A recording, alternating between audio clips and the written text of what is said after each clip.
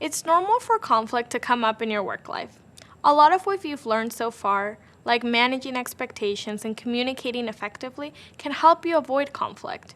But sometimes you'll run into conflict anyways. If that happens, there are ways to resolve it and move forward. In this video, we will talk about how conflict could happen and the best ways you can practice conflict resolution.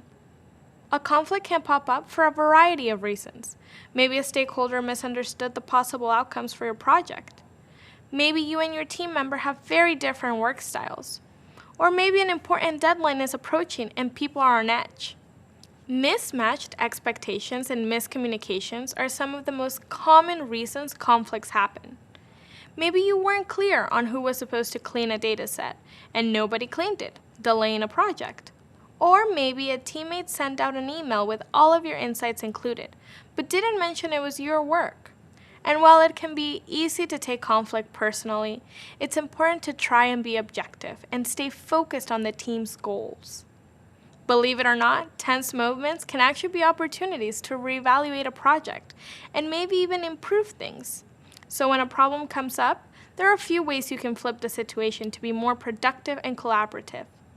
One of the best ways you can shift a situation from problematic to productive is to just reframe the problem. Instead of focusing on what went wrong or who to blame, change the question you're starting with.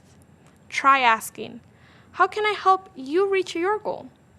This creates an opportunity for you and your team members to work together to find a solution instead of feeling frustrated by the problem. Discussion is key to conflict resolution. If you find yourself in the middle of a conflict, try to communicate, start a conversation, or ask things like, are there other important things I should be considering? This gives your team members or stakeholders a chance to fully lay out your concerns. But if you find yourself feeling emotional, give yourself some time to cool off so you can go into the conversation with a clearer head. If I need to write an email during a tense moment, I'll actually save it to drafts and come back to it the next day to reread it before sending, to make sure that I'm being level-headed. And if you find you don't understand what your team member or stakeholder is asking you to do, try to understand the context of their request. Ask them what their end goal is, what story they're trying to tell with the data, or what the big picture is.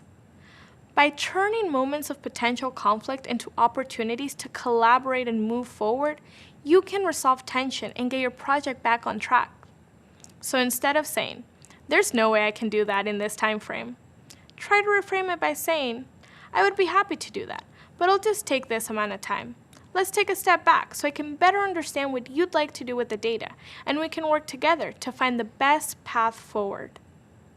And with that, we've reached the end of this section. Great job! Learning how to work with new team members can be a big challenge in starting a new role or a new project.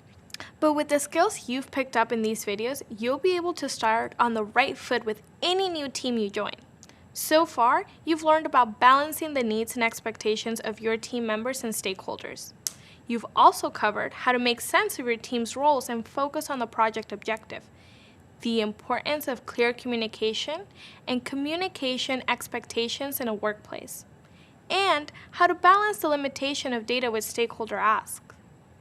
Finally, we covered how to have effective team meetings and how to resolve conflicts by thinking collaboratively with your team members. Hopefully now you understand how important communication is to the success of a data analyst. These communication skills might feel a little different from some of the other skills you've been learning in this program, but they're also an important part of your data analyst toolkit and your success as a professional data analyst. And just like all of the other skills you're learning right now, your communication skills will grow with practice and experience.